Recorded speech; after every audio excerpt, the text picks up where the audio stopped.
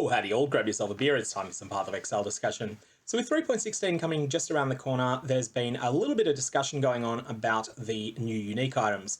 But it's all been drowned out by one of them, the one that seems to be by far the most exciting to the most people, which is Mageblood. Mageblood is going to be a new chase unique. This is going to be a drop anywhere unique, similar to the way that Headhunter is in the post 3.14 world. So this is going to be able to drop anywhere in the game, presumably with a minimum level, monster level requirement of 44 for it to drop, because that's its minimum level to equip. And this belt is both ridiculously powerful, and also, in my opinion, somewhat overrated. So I want to go through why I think it is an outstanding belt and the best belt in the game for builds that specialize in killing bosses. And I also want to go through why I don't think it's as good as many people are making out for general clear speed. Now, it is nuts for general clear speed. It's just that I think it's inferior to Headhunter there. And I think that the two compete because I think that Mageblood is going to be a very, very, very expensive item. So with this being a drop anywhere unique, I'm expecting it to be the same rarity as just a Headhunter dropping. The difference, though, is that with Mageblood, you're not going to have the option of getting it from a divination card because there's no divination cards for it, whereas Headhunter has had several divination cards. And even though most of the players that acquire a Headhunter tend to trade for those divination cards, lots of players do have a doctor drop for them. Maybe they open a stack deck, maybe they just run a Burial Chambers, or in 3.16 world, a Spider Forest, and just get lucky. Lots of people run those maps, and whilst most of them don't get lucky, some of them do. So for that reason, a large percentage of the Headhunters that exist in trade leagues come from divination cards. Mageblood, that's not going to be the option. This item is going to be rare, and this item is going to be expensive because it's also the new hotness. So, for that reason, I think it is fair to say that Mageblood is competing with Headhunter. If you can't afford a Headhunter, you probably can't afford a Mageblood either. So, let's talk about what this item does. It provides a bunch of stats. 35 strength, 50 dex, 25 fire resist, 25 cold resist. We don't know what the roll ranges are on these. They really don't matter all that much. I mean, they're a bonus to have, but they're not particularly important. Next, there's the way that it transforms your flasks. So, Mageblood is interesting in that it rewards you for using magic utility flasks. Utility flasks are flasks that are not life flasks, that are not mana flasks, and that are not hybrid flasks. If it's not one of those three, then it's a utility flask. Then, up to 4 of your magic utility flasks constantly apply their flask effects to you. Those flasks cannot be used, but they're always working on you. And those flask effects cannot be removed. So you're not going to end up getting surprised by one of those monsters that has the nasty nullifier effect on it, which is one of those really rare mods that just sometimes will kill you out of nowhere when you're not expecting it. So, what are the sorts of flasks you might use this with? Well, I've put together a spreadsheet here, linked to it on my blog. I'm going to put a copy of it on my blog on sogog.com that you can download. And this allows you to set up your passive tree. So I'm just working on, let's say you've got 10% flask effect from your passive tree, then you put a 10% here. If you're able to get 30%, then you put 30% here. If you can get your hands on a Maraketh Timeless Jewel that has a good number on it, that may be able to turn a bunch of notables on your passive tree into non-unique flasks, have 8% increased effect on you. And in that case, you might be able to get quite a lot more than 30%. But let's just assume for the moment that you've got 10%. This will give you a guideline as to what all of the different flasks will do. What I want to do is discuss these flasks, which ones are good, which ones are less good, and then also discuss why you would always use the Alchemist prefix, and then talk about the opportunity cost of using this item. So part of the opportunity cost of using this item, of course, is that, let's say it ends up being 200 exalts. That's 200 exalts you can't use on other upgrades for your character. And, you know, obviously a price tag like that is going to lock a lot of people out of trying it at all. But if you're someone that is able to acquire that level of wealth in a league, then that's going to mean that all of the currency that you put into this can't be used, for instance, in saving towards a mirror tier weapon. Can't be used, for instance, in picking up other massive upgrades like, really well-rolled Maven and Awakener Orbed armor and things like that. You have to put that off while you're saving for your Mageblood. So that's the first thing to know. The second thing, though, is that by virtue of giving up four flask slots, devoting 4 of them to magic utility flasks, this means that you're only going to be able to have one other flask that you're using. Depending upon your setup, this is probably Bottled Faith. Bottled Faith is the best flask in the game, but it might be an instant life flask. Going for using Mageblood with only 3 magic utility flasks is possible. Then you can fit both an instant life flask and a Bottled Faith, but I think that you're really sabotaging the power of Mageblood by doing that. So the opportunity cost of using Mageblood is 1, you can't use Headhunter. 2, you can't use all of the next tier of flasks below Bottled Faith. So that might be Dying Sun, Cinderswallow Urn, Lion's Roar, it could be Taste of Hate, it could be Rumi's Concoction. Basically every build in the game tends to have a few flasks that are just incredible on it. And by using Mageblood, you are locking yourself out of all of these except maybe for Bottled Faith. So that is a huge opportunity cost. It's not just your belt slot you're giving up, you are giving up a whole bunch of other unique flasks. And whilst I named a lot of expensive flasks there, you know, a well-rolled Dying Sun early in a league can be quite expensive. If you can afford Mageblood, that cost is irrelevant. So that's the first thing you need to consider. The second thing, though, is that Mageblood actually has a reverse opportunity cost. You can get a lot of resists on this belt. And when I say a lot, I mean you can get all of your resists on this belt. And in doing so, that means that you can then change what you're equipping in other slots. So in that sense, Mageblood actually reduces some other opportunity costs as well. So for instance, you need to get your resists somewhere, and most players these days tend to get a couple of resists here and there. Maybe they help Alira, maybe they decide to kill all the bandits, but if they do help Alira, that gives some of the resists. Maybe they decide to get a couple of resists on jewels, but most of the jewels will, most of your resists will come from 1 or 2 rare pieces of jewelry. At least when you get a very powerful character that's got a lot of wealth to buy expensive items from other players. And so if you have Mageblood, you don't need any of those resists on your jewelry. And that means that you can have powerful influence modifiers in their place instead.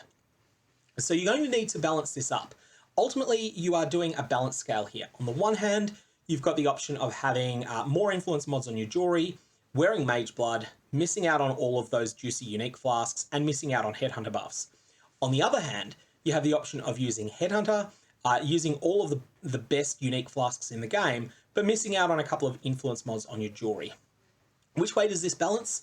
Ultimately, it's going to come down to the content you are running and how good Headhunter is going to be in it. So, Mageblood's other sorts of stats. You are getting a staggering amount of movement speed. If you just use a Quicksilver Flask, you're getting 82%.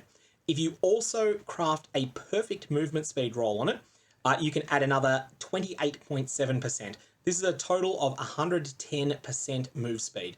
And this is only assuming 10% that you've got 10% of your from your passive tree of flask effectiveness. If you can get more than that, even better. Note that here you'll see Enkindling Orbs are granting 70% flask effect.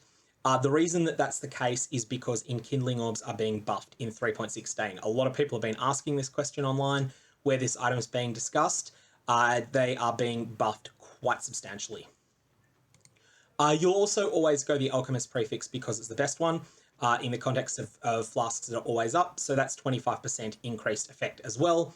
And that's where that 205% effect comes from. So a Bismuth Flask is extremely strong, especially if you get the resistance suffix on it. So the all elemental resistance suffix it can roll as high as 40% in 3.16. This will be amplified to 82%. And this means that your Bismuth Flask can provide almost all of the resistances your character needs. Should you choose to help Alira, then this is your resistance cap. Should you choose to instead kill all of the bandits, you will need 1 dual suffix providing all resistances, or some sort of similar setup that you find through other means.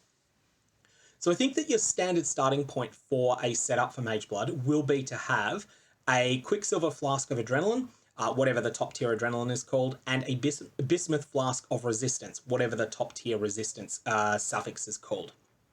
Then you have a lot of flexibility after that.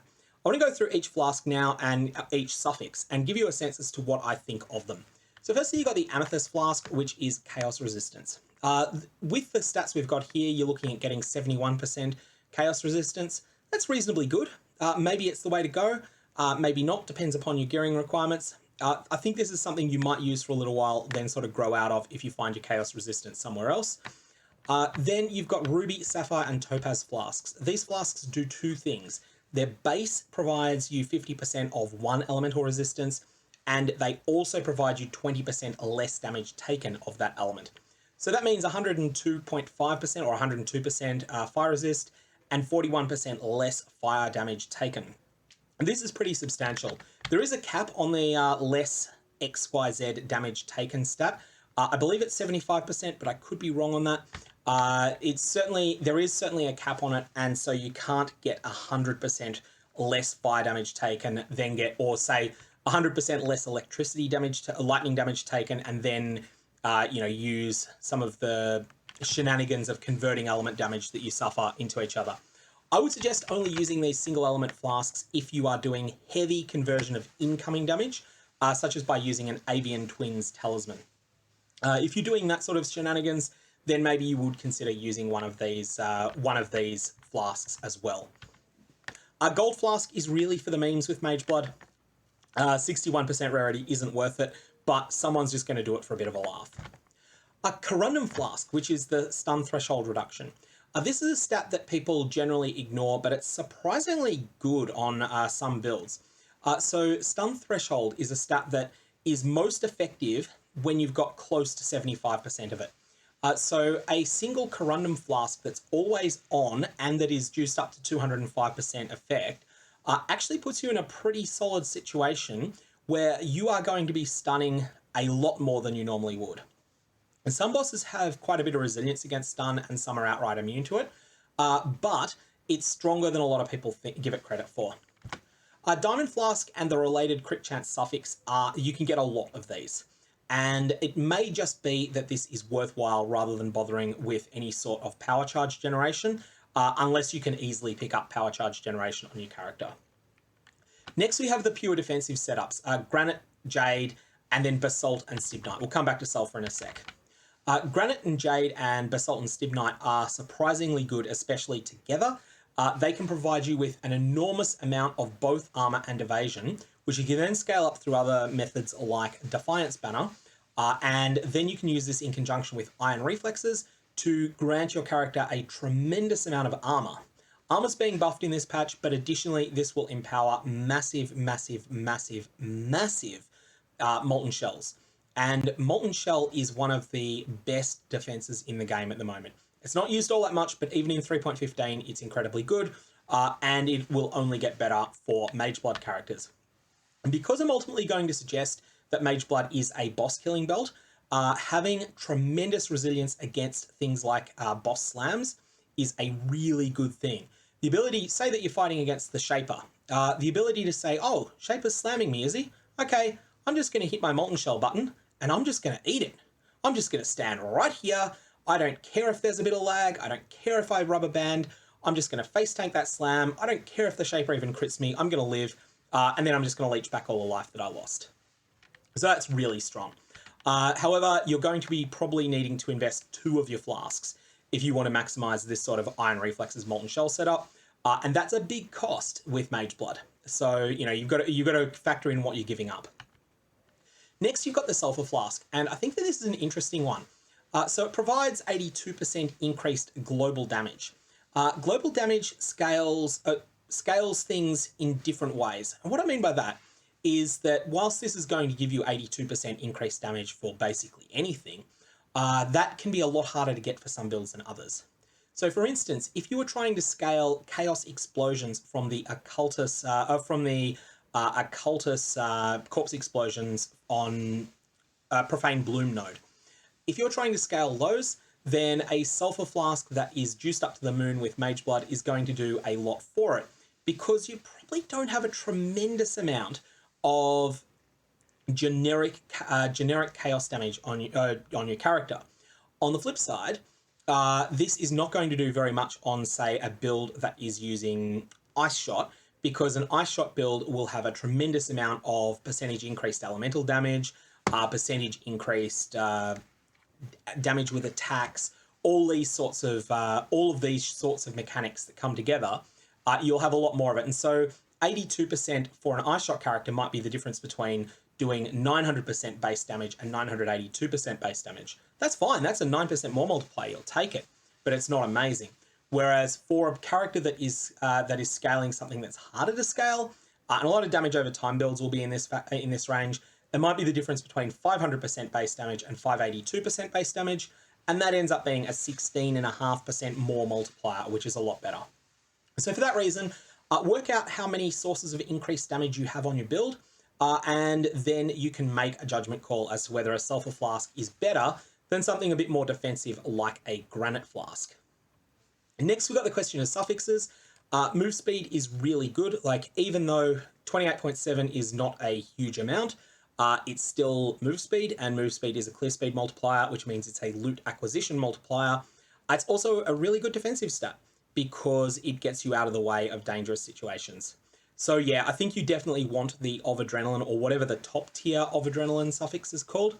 That's going to be really useful. Increased armor and increased evasion are only really of use, in my opinion, if you are doing some of those shenanigans around scaling one of those defenses and converting it into armor and then using your molten shell.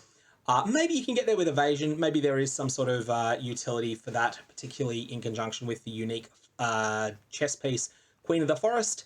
So there are a few options there. All elemental resistances is going to be taken by every character that uses Mageblood.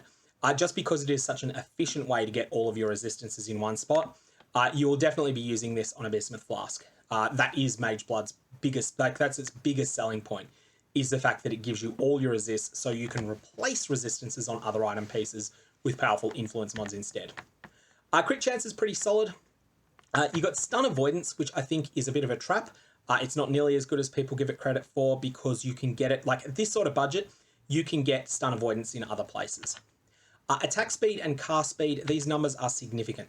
They're not nearly as good as what Headhunter will give you, but you're getting a bunch of benefits that Headhunter doesn't give you, and they're up all of the time as well. And so for that reason, I think that these are really good. Now, the one I've left till last is chance to inflict ailments. So this is chance to inflict freeze, I think it's chill, ignite, and shock. These have a very specific use on them. This is not something you will use on a build that is dedicated to inflicting those ailments and that does them all the time. This is a specific mod you want if and only if you are using Mageblood alongside the unique amulet Zerfi's Heart. Zerfi's Heart removes the prohibition on chaos damage, inflicting chills, ignites, and shocks, but it doesn't actually give any percentage chance for those status ailments to be inflicted. So if you've got a flask that's got full uptime and is providing 69% chance for your chaos damage to inflict these mods, that can be pretty significant and can empower a lot of different things that you can do with your character after that. So for that reason, I think that that's a very niche case, but there will be some people that want to use that. Okay, so that's looking at the power of Mageblood. The other thing I just want to quickly state is the chance to roll the Enkindling Orb mods. I've just looked this up, and assuming that the relevant weighting of the different things that an Enkindling Orb can roll doesn't change, you're 5 in 13 to roll an increase in the flask effect. To get a 69 or a 70, you'll get that from 10 in 273 Enkindling Orbs used, and for 70% perfect rolls, 5 in 273, so 1.83% of your Enkindling Orb rolls will hit perfect. If you can't afford this belt, but you're interested in making a bit of currency out of people that can, one thing you might want to do is just trade for massive amounts of Enkindling Orbs and roll them on popular flasks. Roll popular flasks that Mageblood builds would use, and perfectly enkindle them, and then you should be able to sell these for a considerable markup, because to someone that is able to afford Mageblood, spending 2 exalts on a flask that only costs 100 chaos to roll is perfectly fine, because it lets them get back to killing things faster. So, where does this item shine, and where does Headhunter outshine it? I believe that Headhunter simply provides more if you're running content that has a reasonably large number of rare monsters in it.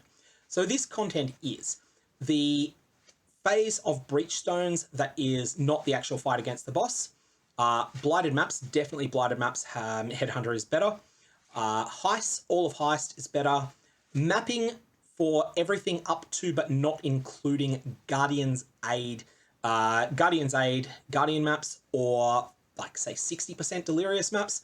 For everything lower than 60% Delirious, I think that Mageblood is going to be inferior to Headhunter. And that's because Headhunter simply gives so much more. Headhunter can give you 10,000 more increased maximum life, 10,000 increased maximum energy shield, 5,000 increased maximum life, 50% action speed, so that's movement speed and attacks and cast speed, which is probably on par with the 100% move speed and 35% attack and cast speed you'll get from Mageblood. It can also grant you Soul Eater, which you won't have all the time, but while you've got it, you're going to be getting a tremendous scaling amount, tremendously stacking amount of a more action speed that goes on top of that. Sorry, it's increased action speed, but it just stacks and stacks and stacks on top of the 50% from the haste story you'll probably always have. There's all sorts of damage auras you'll get from Headhunter. There's critical strike chances, critical strike multiplier. Headhunter is just ridiculous when it comes to pumping stats, and I think it does more than Mageblood does, especially given that if you are using Headhunter, you also still have access to, Bottled Faith, which you probably have with Mageblood anyway, but you also have access to Dying Sun, Cinderswallow Urn, so that you're not ever at risk of dying from just taking a little bit of damage here and there. Cinderswallow Urn is just like giving you 3% of life back every time you kill a monster, and other unique flasks such as Rumi's Concoction to help keep you alive. So for that reason, I think that if you are mostly fighting rare monsters, then Headhunter is still the way to go. And probably even for 100% Delirious mapping, as long as you are okay with skipping the boss, Headhunter will outperform Mageblood. If you are intending to do the map boss on 100% Delirious maps, then in that case, you might find that Mageblood is competitive. Where Mageblood shines, though, is when you're running content that does not have very many rare monsters. And I want to give a bit of an outline as to what this looks like in the current endgame. So, if you're fighting the Maven, if you're fighting Cirrus, if you are fighting the the Uncharted Realms Maven invitations, or even the regional 10-way invitations, if you are fighting the Breach Lords, and this is Breach Lords, it's going to take a little bit of playing around with Uber Breach Stones to get a sense as to how hard the Breach Lord fights are. The pure Breach Stones that exist in the game, most players that have earned a Headhunter can easily kill those Breach Lords if they care about them. But perhaps the flawless ones are miles harder, in which case Mageblood will be worth having along. What I think is going to be the best way to play this, though, assuming, again, this assumes that you've got a lot of resources and, might be a guild of very experienced players, you might want to have a person that is running Headhunter that is dedicated to clearing the way to the Breach Lord, then have a character that is using Mageblood that's sort of okay during that clearing phase, but then can just come in and dominate the boss, absolutely smash them with the incredible power that Mageblood is granting them. So, overall, I think this is a very good chase item. I think if you are making a dedicated boss killer, then acquiring this item might be your whole of league goal. Don't expect this item to be cheap, don't expect it to be affordable. It may well even end up being as expensive as a Mirror of Calandra, although I'm sort of expecting it in the 200 exalt range by the middle of the league. Who knows, I could be very wrong, it might be less than that. But it's certainly an interesting item, and it's certainly going to be something that will transform the way that people make builds, at least for the very wealthiest players, the people that are able to acquire this item. And who knows, maybe in a few leagues' time, maybe it'll start out extremely expensive, but maybe in a few leagues' time, it might sort of start falling off in price a little bit. Anyways, that's all I got on this item. It's been a bit of fun to talk about. If you want to download this spreadsheet, definitely grab it from my blog, sirgog.com. Otherwise, may your Val Orbs have interesting results, and probably don't use one on a Mageblood because it feels like it's going to be a very big gamble.